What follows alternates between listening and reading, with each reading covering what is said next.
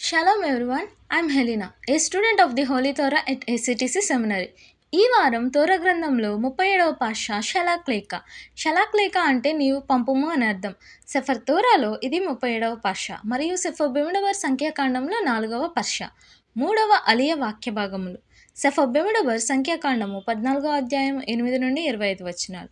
షలాక్లేక పర్షా యొక్క 3వ అలియాలో యెహోషువ మరియు కాలేబు ఇశ్రాయేలీయులను ధైర్యపరుస్తూ కనాను దేశం అత్యంత సమృద్ధి అయినదని, అదోనై తమతో ఉన్నందున దాన్ని స్వాధీనం చేసుకోగలమని చెబుతారు.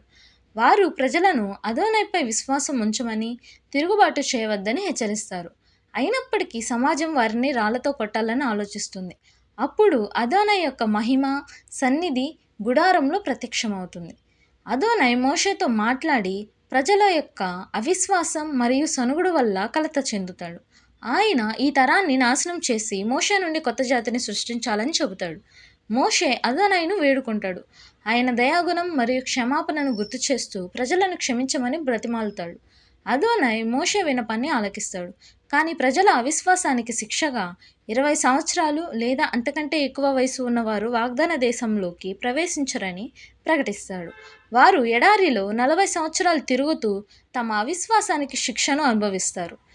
ఈ అలియా అదోనైపై విశ్వాసం యొక్క ప్రాముఖ్యతను, అవిశ్వాసం యొక్క పరిణామాలను మరియు మోషే యొక్క మధ్యవర్తిత్వం ద్వారా అదోనై దయను హైలైట్ చేస్తుంది.